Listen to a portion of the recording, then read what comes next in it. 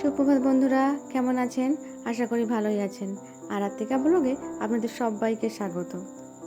আজ মহালয়ার পরের দিন, পুজো এসে গিয়েছে। সকলের মনেই আনন্দ, কিন্তু বাইরে বৃষ্টি পড়ছে।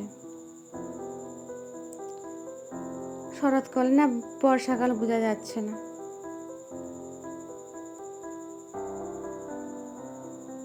ছোটবেলায় মহালয়ার দিন একটা অন্যরকম অনুভূতি ছিল। এখনকার বাচ্চাদের মধ্যে সেই অনুভূতিও নেই, আগের মতো মহালয়াও নেই। চলুন সকাল সকাল একটু চা খেয়ে নেই।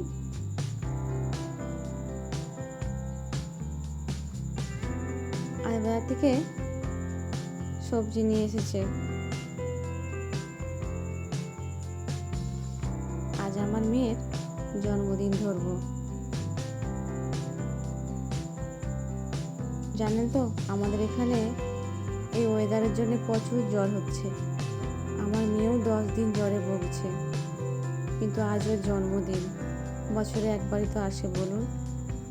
ওর শরীরটা একটু ভালো হয়েছে, ভাবছি ওর জন্মদিনটা ধরেই নেব। তবে বেশি কিছু করব না,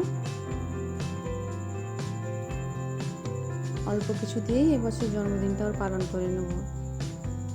বাজার থেকে সবজি নিয়ে এসছে, পটল, বাঁধাকপি, শসা, ঝিঙা, কুমড়ো, টমেটো। মেয়ের জন্মদিনটা সন্ধেবেলায় ধরবো। দুপুরে ভাত, মাছের ঝোল আর একটা সবজি বানিয়েছি।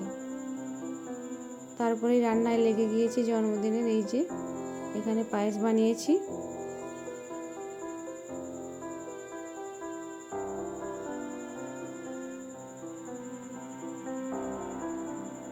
এটা পটলের একটা সবজি আর অল্প আলু ভাজা।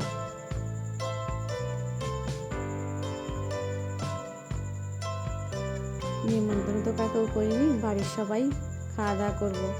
এই যে মাংসের ঝোল, আর মেয়ে পকোড়া পছন্দ করে বলে, ওর জন্য কিছু পকোড়া ভাজবো। আর মেয়ের পছন্দের মিষ্টি ওর দিদা নিয়ে এসেছে, কেক। এই যে মেয়ের এইটাই হচ্ছে আজকে জন্মদিনের খাবার। ওকে সবাই আশীর্বাদ করবেন। নমস্কার।